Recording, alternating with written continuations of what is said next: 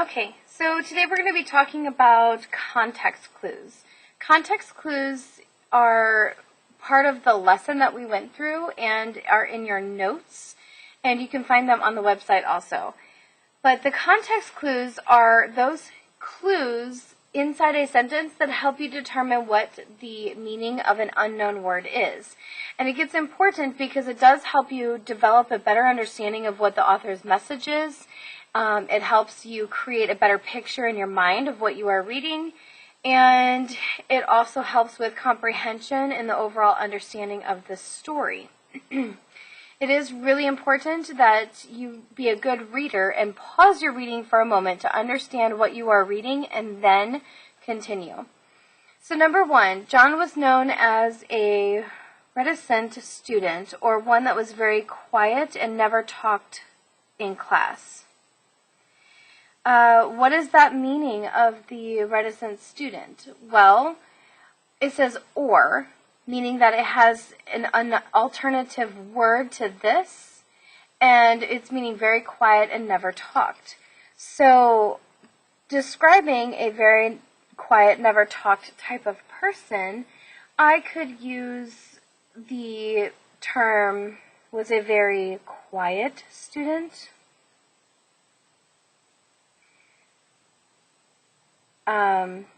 Silent is what else the class came up with.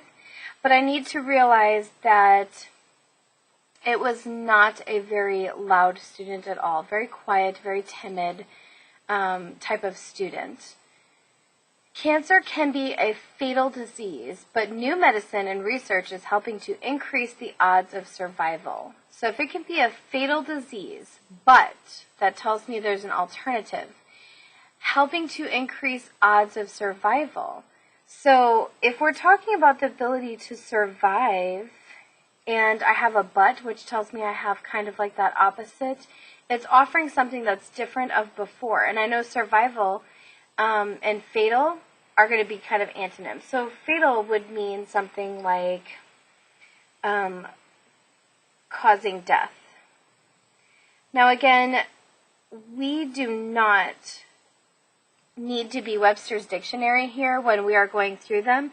I just want to make sure that you understand we are looking for clues and coming up with something to understand what it could be. If we need an exact definition, we can take it a step further. But for now, context clues help us to determine what it's supposed to be.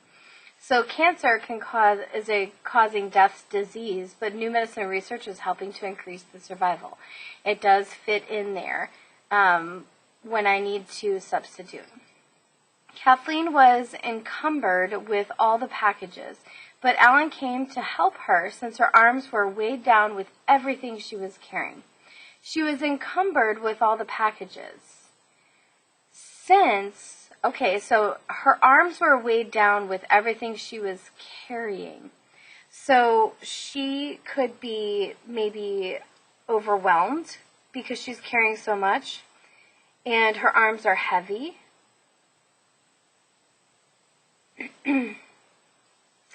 It could be that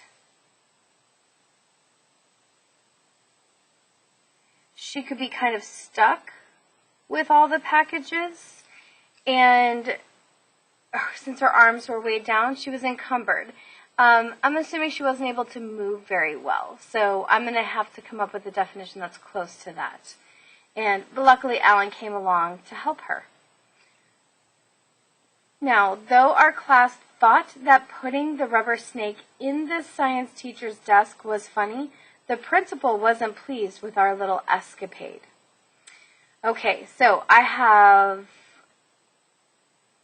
something that's supposed to be funny, but somebody else wasn't pleased. And there's the act of putting the rubber snake somewhere. I would say that putting the rubber snake somewhere to be funny, but somebody else wasn't pleased, has to do with that escapade. And I would say that the escapade, I could say, was more like a prank. Or maybe a joke. That they weren't happy. It was like an event. But an elaborate one that was not funny. So I'm just using context clues and my knowledge in order to help piece things together. Again, if I look up these words in the Webster's Dictionary, I would be close, but I definitely would not be exact. Number 5. The spa was as tranquil as the waves gently lapping on the shore. As tranquil as. This is definitely a comparison. And I have gently lapping on the ocean shore. It's waves gently lapping, I would say, would be my biggest context clue. And tranquil, if I get a good mental image as like an example of what I would be expecting, I would have something that was very calm and maybe even relaxing.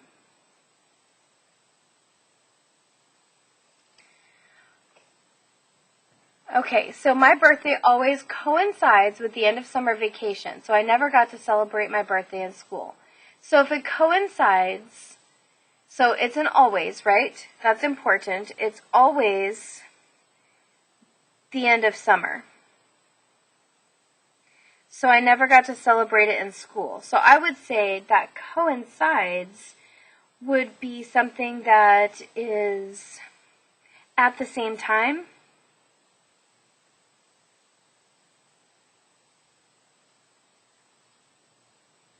Or I could say, like, always together.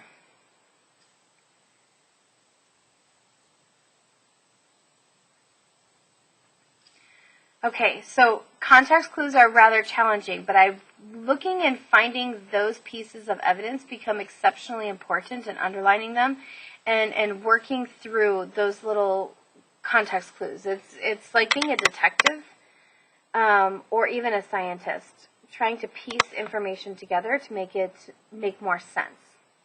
Jim's favorite form of sustenance is grilled medium rare steak with mashed potatoes. So here's a perfect example about steak with mashed potatoes. If his favorite sustenance, and it talks about food, I'm guessing that sustenance would be food. And when Nikki's family moved into their new house, they replaced the ostentatious chandelier with simple modern ones. Okay, so I have a description, ostentatious chandelier. And then I have something that's simple and modern. So the simple and modern would tell me that simple and modern would be a new look and not an old one, since they replaced it. And it's really hard, especially if you don't know decorating as well, but simple and modern, ostentatious could be something that is ornate. That might be a little bit bigger of a word for you. We could also say something like over the top.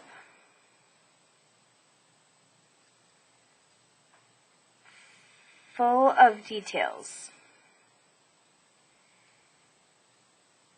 Again, we are not Webster's Dictionary, but we are using those context clues to really help us determine what it is we are trying to understand about the text. Now, that was one side, and it was the side that had our pencil and our book. And what I'm wanting to do now is literally flip it over and find the context clues that have a pencil, read, and a stack of books. We're going to go through, and I'm not going to write the definition, but I'm going to help you find the context clues. There was a rat on the loose in the cafeteria, and the scene turned into complete pandemonium as students began screaming, standing on tables, and running for the exit. Okay, so here I have a scene, which means I have to take in all of what I'm seeing. It turned into complete pandemonium, but I'm looking at screaming, standing on tables, and running for the exit. Now, I need to come up with a word that would describe all that I'm seeing, not one thing, but all of it, the screaming, the standing, the running. I need to describe this. So what word would you come up with?